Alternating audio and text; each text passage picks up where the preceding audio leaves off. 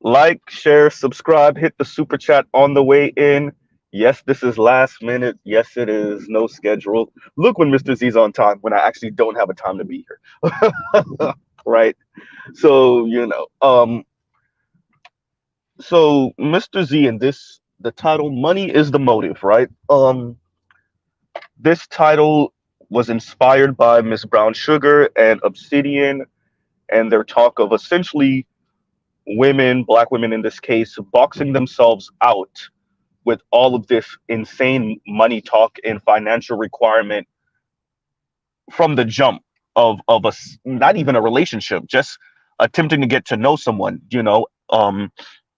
Obsidian gives the example of women, and Obsidian and Miss Brown Sugar give the example of young women asking for cash apps before they can even go out with you, right? And I really want Gen Z, whenever Gen Z is around or youngest of millennials is around, to actually give us some insight to this kind of age cohort under the age of 30, really, um, that's doing this, right? The women that are asking or even demanding that someone donates to them some $100, $50, $150 to their cash app before they can even go out with you. I mean, like, how is your age group perceiving this as young men, right? Is this just a new normal, or is this kind of a fringe thing that certain type of women do, or even certain type of black women? This takes foodie calls to a whole nother level, right? I mean, if you're gonna put a price tag on yourself, right, in this current environment, and commodify yourself, which, by the way, Mr. Z did do a video about the commodification of relationships, intimacy, men and women, and it doesn't look good, right? It doesn't look good, and I agree with Miss Brown Sugar. There's eventually you're gonna have to do something for each other for free. You're going to have to do something for the other person that doesn't have any monetary gain, right? That's and I agree with her 100. I think we're in the world, though, generally speaking, where we've so internalized neoliberal concepts of everything. That's where you get some of the concepts of no new friends. That's why you get some of the concepts of no struggle of. That's why you get some of the concepts of black women in luxury, black women soft life. It's the neoliberal lens at which black women have been encouraged to look at the world, um, through the lens of some white hypercapitalist. When I say that, I'm not pulling that out of my rear end, right?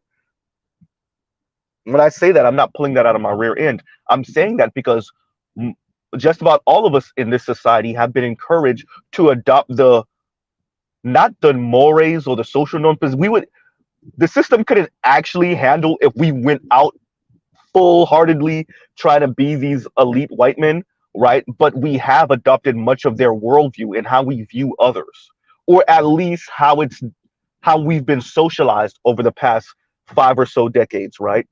Um, the marketplace, right? Those of you that have been listening to me for some time have heard me say this, like, right? We get the concepts of the marketplace of ideas, right? The dating market, the housing market, the marriage market, the job market, everything through this market-based lens, right? And Big Kev says, "Did you see another bank is on the verge of collapse?" Yes, man. Like, from my understanding, we just got banks falling left and right, but it's not the big banks, right? But still, right? And like that speaks to you know make it a bit of a caveat, but still somewhat on the topic of this kind of commodification of everything and marketplace valuation. The era of easy money, and I'm gonna work on tying that in to relationships. Over the past decade or so, and where relationships and intimacy have found themselves over the past 15 or so years, post recession, right? Post housing recession. Excuse me. Let me say that one more time.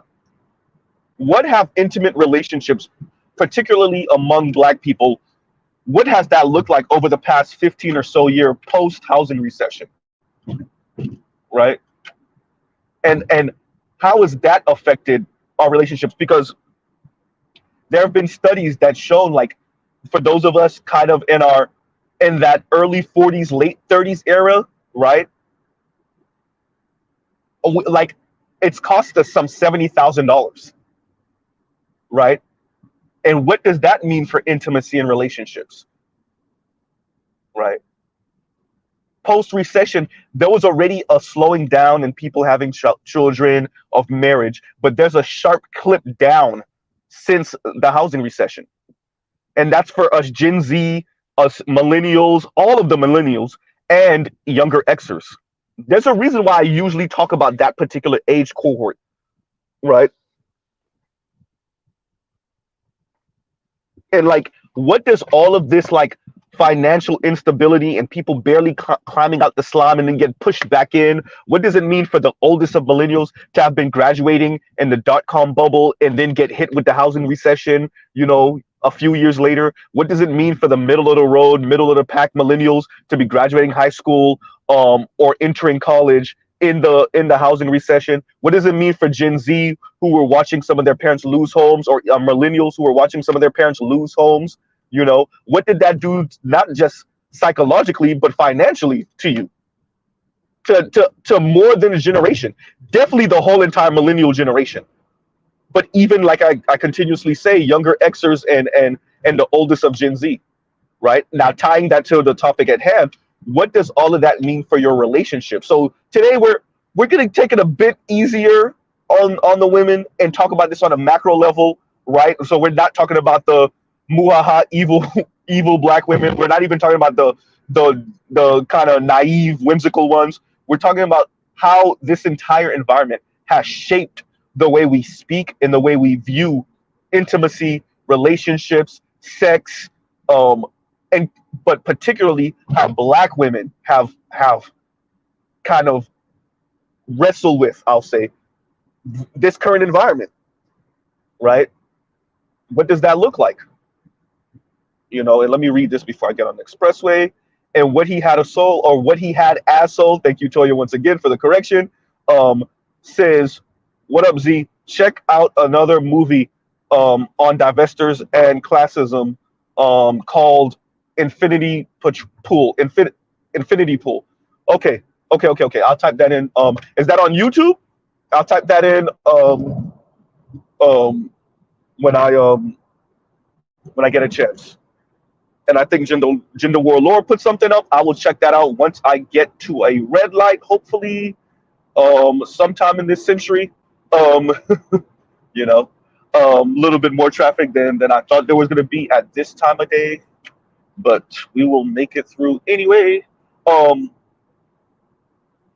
shout out to Compassionate and Callous. This brother really be looking out, right? Like, this brother, he took a clip of something I said, I think this morning, and then was it this morning? No, it wasn't this morning. It was yesterday. It was yesterday. Yeah. I think, and yeah, the brother got skills. The brother got skills, right? But back to the topic at hand. This is something that we have to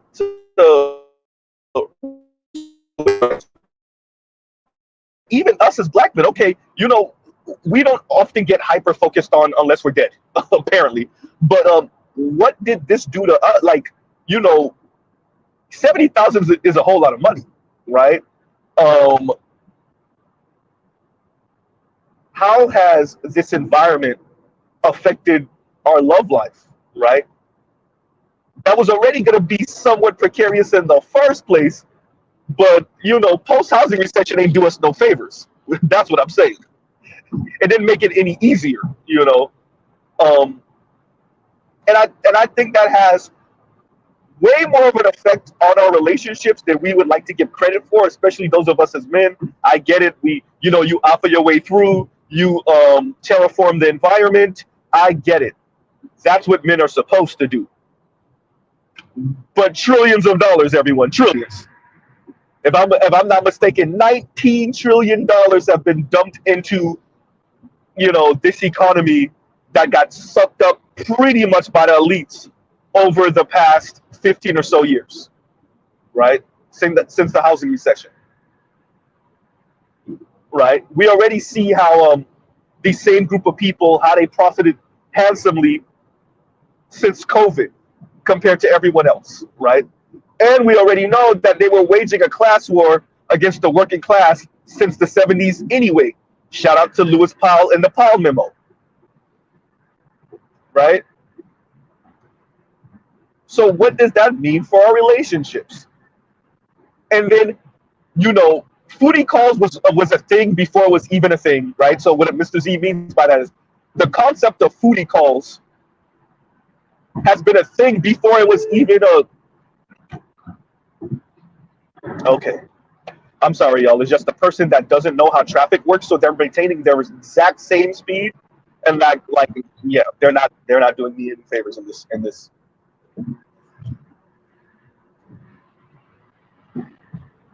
Yeah. Okay.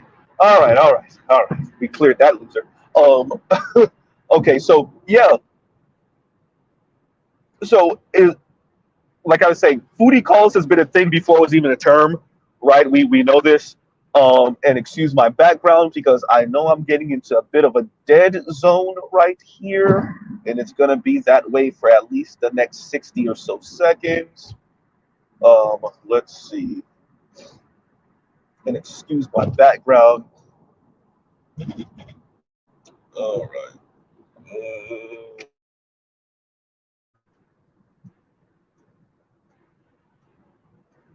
Oh yeah, and just in case I didn't do it already, um, I want to take this time out to thank Dr. Thunder for his kind words and his, constant encouragement.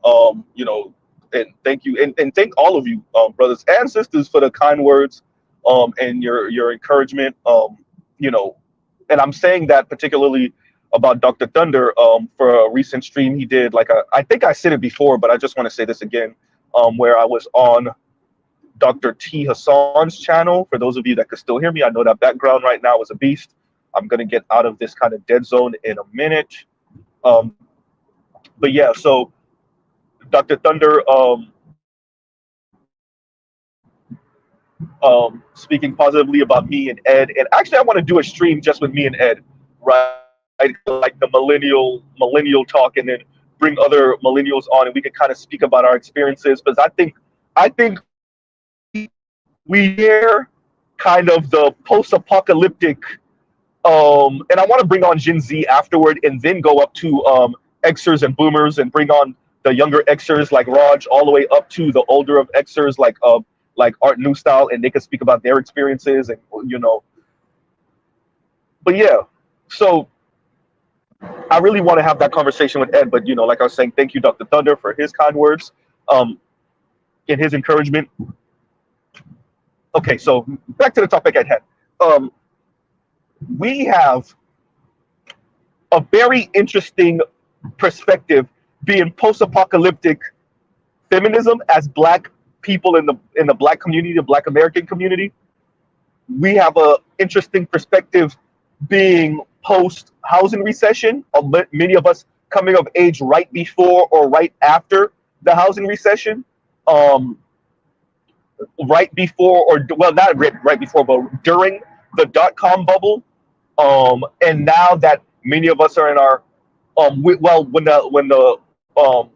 COVID was going on, we were, for the oldest of us, we were just about to turn 40, and so I think we have a interesting perspective with the mix of social media and how the internet age came about as we got older into our teens and in our early 20s. I think we have an interesting perspective because of that, because of cell phones, right? And many of us being able to get cell phones in our teenage years as compared to some of the Xers, right? Or even the Boomers who were getting cell phones as adults. As how we matured with this type of technology and social media, right? I think we just have an interesting perspective as millennials, right? Who at one time was this nation's like bane of existence, like it was the bane of their existence, the millennial, right? all the funny memes and videos that were put out about us, and some of our experts are not coming out and shout out to Scott Galloway and saying actually they were dealt a pretty raw hand. Millennials were screwed from the jump, by accident of circumstance of history. It's not anything that they necessarily did wrong, or even that they were coddled. Now, were there millennials that were coddled? Of course, right? No doubt. Um, but also with that coddling is just the situation that they found themselves in, right?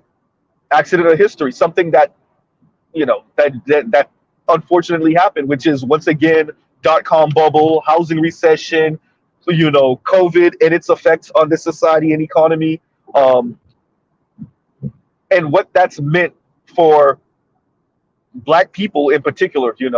Um,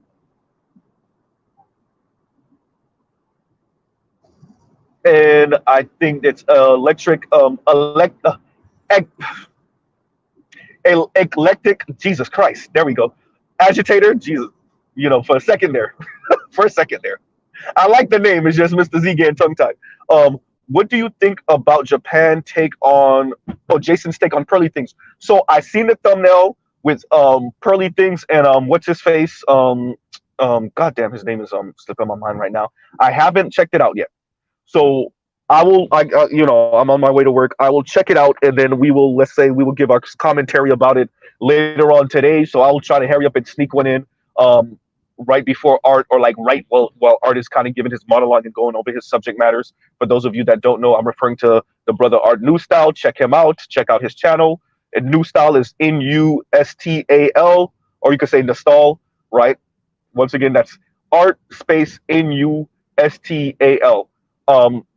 And so I'll listen to it, and then I will give my commentary later. And thank you for that, brother. I'll have something to say about that, Mr. Agitator Hysterical. I'll have something to say about that in a few hours. Oh, and so when I say later, I mean, let's say 9:20-ish, 9:25-ish Eastern Standard Time, right?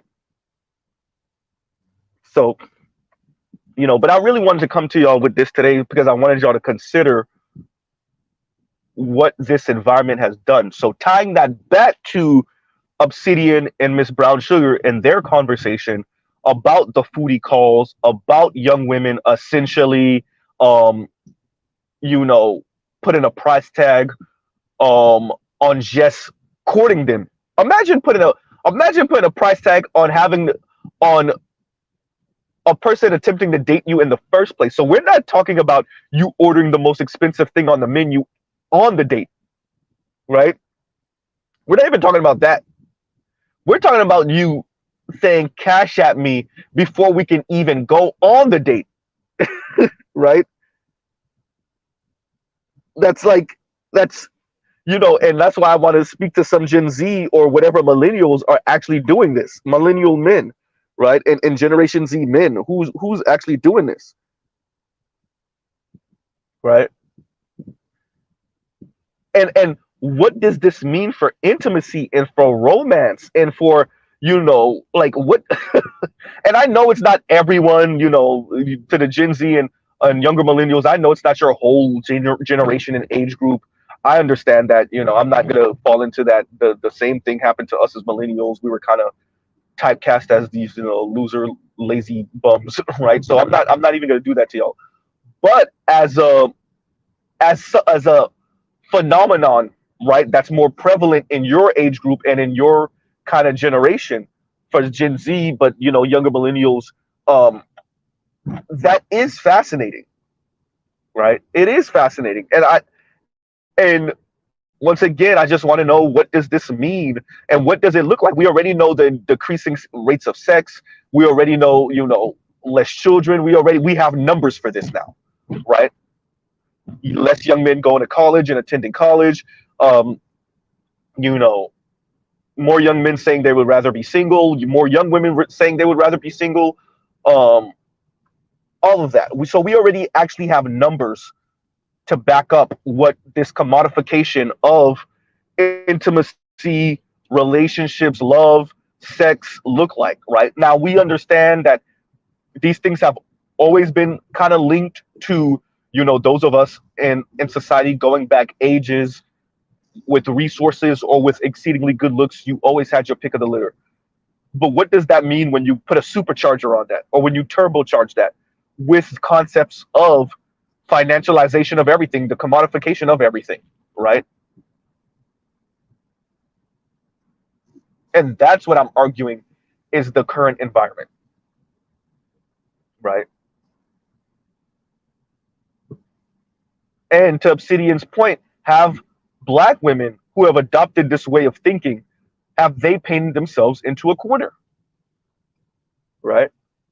And then what does that mean for black men across the gamut? Black men that want to stay with black women, particularly black American women or black Americanized women, black men who are SYSBM, black men who are passport bros. What does this kind of commodification of the landscape, particularly in the black community, what does that mean for them in their love life?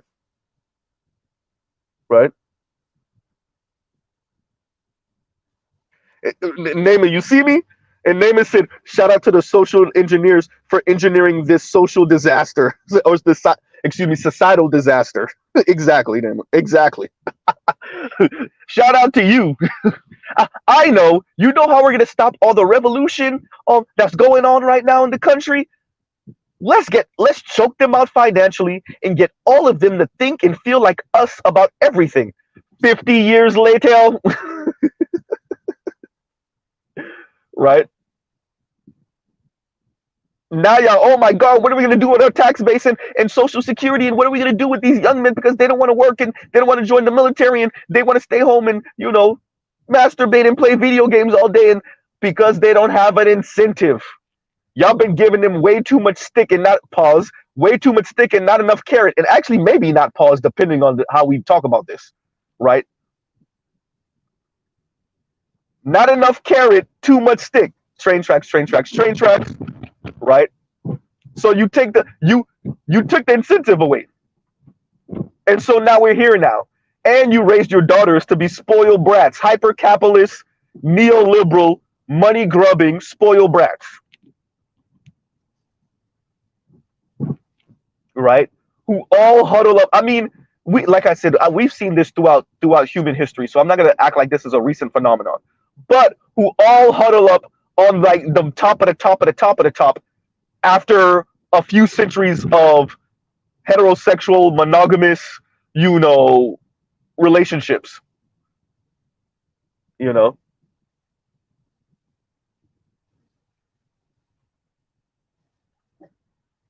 So Eclectic Agitator says, Pearly is the woman king. That was funny. That was funny. Yeah. If that's the angle that Mr. Jason Black took, that was funny, right?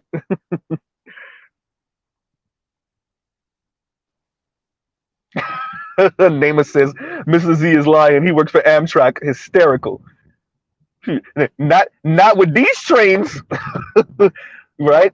And let's be honest. If I worked for any train company, I probably would be on strike right now because that's what we on right now, right?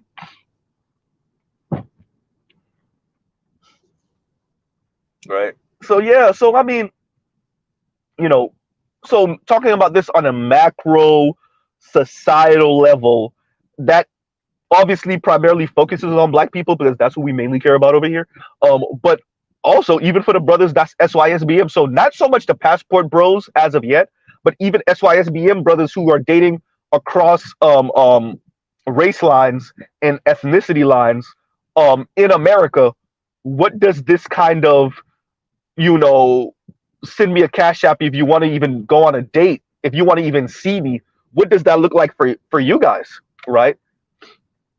And are there non-black women that are engaging in that also, right? Maybe obviously not to the same percentage of the population, but what does that look like? When we put a price tag on everything, right? And do people even court anymore?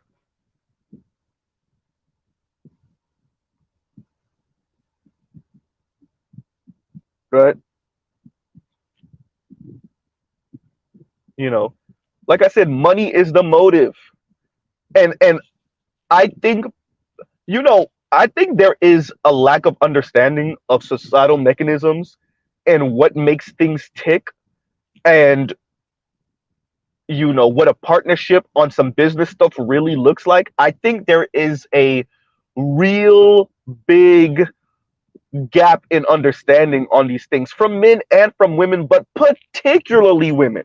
And I'm going there with this, and particularly black women, and I'm going here with for a reason. When you put a price tag on your presence, on your vagina, on your kindness, on your selflessness, when you put a price tag on that, you have to be ready for the cold, cruel market forces to give you your market valuation, right? And you have to be prepared for the treatment from others who may not think your value is that great, and then treating you as such. See, it's fine and dandy on your side if you're angry or you're mad about something, or you felt like you gave your heart to a man for free, or you were in love with a man or a young man, and you felt like he used you, and so now you're like, oh, men are gonna have to pay for me to be in their presence. Men are gonna have to pay for this, and men are gonna have to pay for that.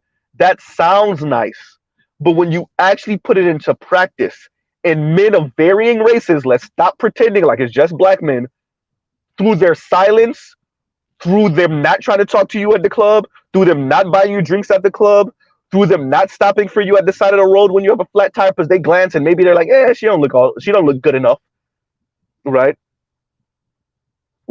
When they show you through their action, right? Or when society shows you through its action, right? Or when you actually do get that date and a man with options shows you through his actions that maybe you're not that $250, $300 date that you thought you were, right? When he shows you through action that you're not that $400 date that you thought you were, now what?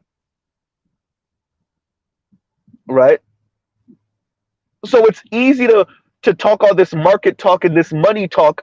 What happens when the market actually gives you the price that it thinks you are? Not that anyone literally points you out and says, hey, you're a $2 date. No. The environment and people's actions, or lack thereof, show you that. Now what? Right? These are things like I was saying, when you don't understand like societal mechanism and why people do the things they do and the delicate dance between men and women, and you don't understand why the elite want to put a market valuation on everything and how that actually benefits the elite men, primarily white men, and just about nobody else, right?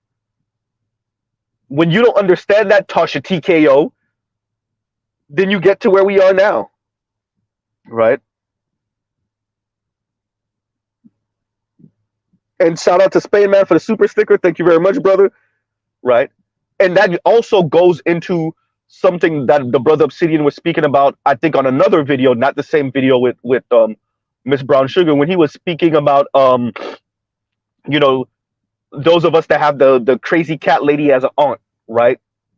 I think he said Aunt Bernice, he was using it as an example, and how Uncle Jimmy, he kind of stays to himself. You give him a couple of drinks and he's out your hair in like 30 minutes. But Aunt Bernice keeps her nose into everything, and she's kind of the crazy cat lady. And he uses Aunt Bernice as an avatar to talk about the Kim Fosters. But for me, that's the Tasha TKOs. That's the Crystal Swirls, right? That's the who else is older? The what's her name? Deborah Cooper or whoever. These older black women, middle aged. That's the Crystal and Kerosene, right? these older and kind of middle-aged black women who like, because they don't have a man in their life or they haven't had a man in their life for a very long time, yeah, they may be having sex, but they don't have like a boyfriend. They don't have a mate, right? They don't have a 2, 5, 10 year long relationship. Maybe not even two, but more like a 3, 5, 10 year long relationship, or they're not married, right? And so they just get to live with their own thoughts and feelings about certain things and then never bounce it off of a more reasonable, sensible man. They only bounce it off other women that think and feel like them about these subject matters. And that's how they get all of their insane theories. I would like to direct y'all to any social media website, any social media site, and just listen to these women, and they're just off the wall ideas. And you gotta know they're not talking to no one sensible. No one. But that includes some of the more seasoned women, particularly black women of the black community.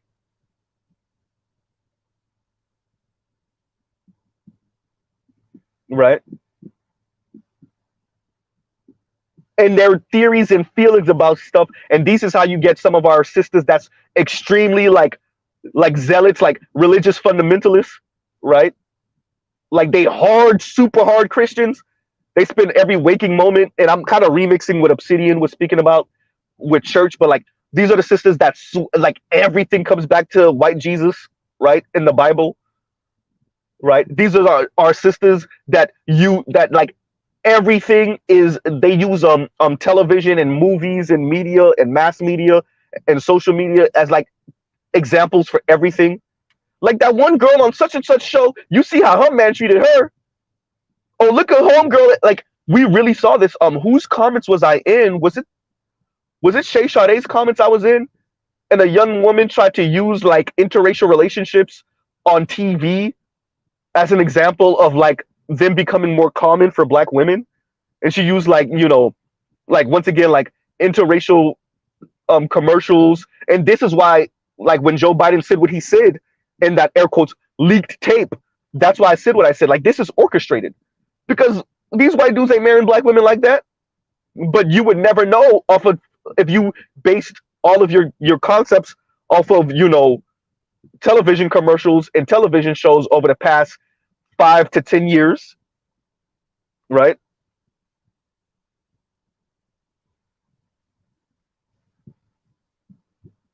And this is what happens when these concepts go unchecked, right? And tying all of that back to the money is the motive. When the money is the motive, and the how do you deal with this psychologically when the money is the motive and the market just gave you a harsh reality of where you rank? You start running for the hills. This is where the mythical, magical white man, Sky Daddy, right? White Sky Daddy come in for the church folks, right? White baby Jesus come in, right? And those for those of us that live a more air quotes secular life, right? Secular lifestyle. This is where we start speaking about the swirling and divesting and the mythical, magical white man or his partner's super Latino man and super Asian, right?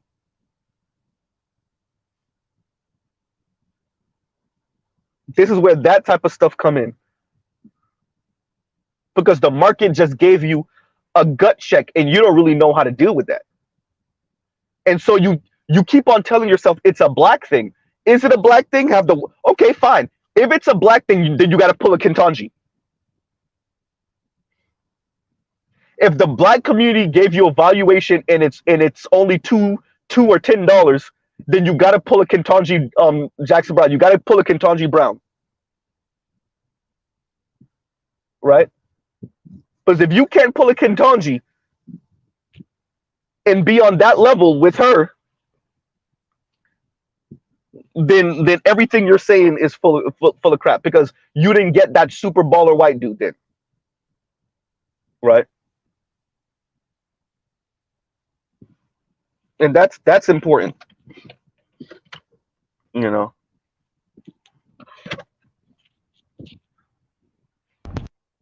And y'all give me a second, everyone. Give me a second. Y'all talk amongst yourselves.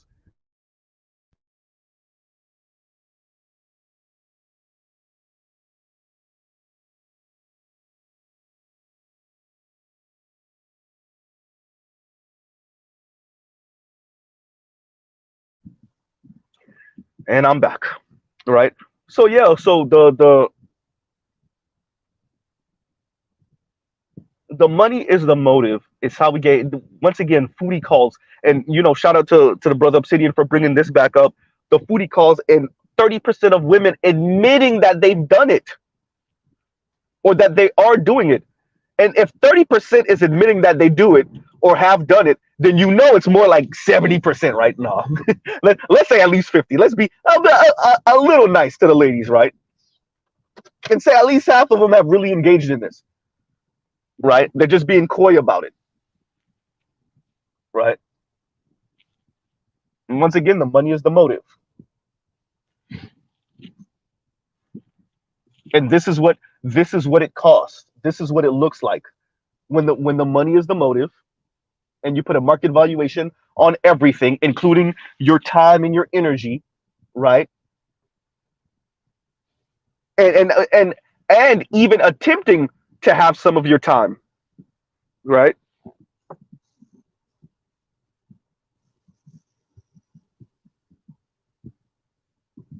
And I want to take this moment out to thank once again compassionate and callous brother. That was an awesome video you did. Thank you very much, right? Thank you very, very much, right? And I actually, I gotta get together with you, and like I think I have to like put make some time, and I'm willing to pay, um where I I have to find a subject matter and cover it, and then ask you to kind of do your Hollywood movie magic with that. And I'm if you have an email, email me, and we'll get together, and you kind of like, I think that's what I'm gonna start doing, um with some of my commentary. I'm gonna start, because I haven't put out just a regular video in some 6 months now. So I want to kind of get back to that, at least maybe once every month, right, or once every couple weeks, that I put out just not just a live but a regular video. And we'll get together and kind of work out the kinks, and money, and all of that other stuff. But thank you very much for what you did earlier. That was really good. That was really good. Right.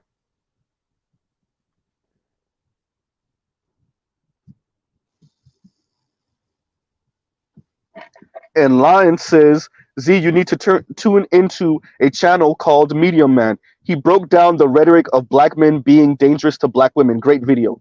Okay, you know what? I'll check that out, and then I'll check out Jason Black's video later on today. Right. So let's do that. Let's do that. Let's do that. And thank you for that line. Right. You know, and I reached my destination. Plus, my boss is here. So, we'll pause right there for now. Like, share, subscribe, hit the thank you button, and this is something for us to think about, right? The market valuation of everything, and what does that mean for women? And are women prepared for that harsh market valuation? Because society gives men that harsh market valuation every single day. Shout out to my brothers trying to get more money. Shout out to my brothers going to the gym, right? Shout out to my brothers with what Jeezy said, a quarter mil, a half a mil just for you to glance at my wrist. Like, shout out to all the brothers that are. He said what he said. He said a mil, half a mil, quarter mil, 200,000. I can't remember what the number was, but shout out to Jeezy for that line. That's like one of my favorite like one-liners, because it's like, God damn, you spent $250,000 just for a chick to glance at your wrist, for real, huh? Right? And like, that line is way deeper than I think he even understood. That line's like over a decade old at this point. But that goes to like going to my point. Like, shout out to all the brothers that's getting this money, buying shiny things. Right? Shout out to Dave Chappelle for the right, for the gotcha, gotcha, B. Right? But shout out to all the brothers that are doing this thing for their own health and for their own personal well-being, but also, like Jeezy said, just for the woman to glance your way, right?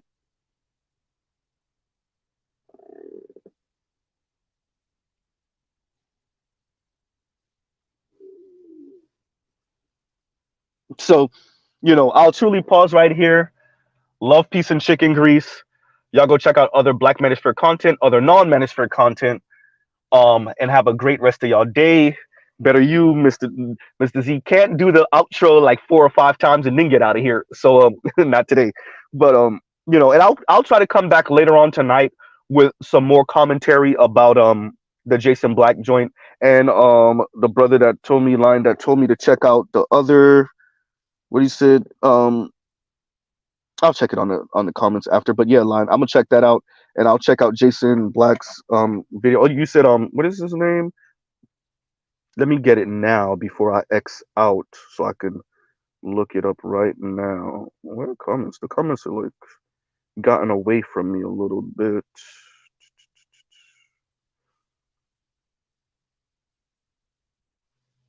Okay. All right, I got it. All right, and we will end it right there. And y'all have a great rest of y'all day. Mr. Z out. All right, everybody.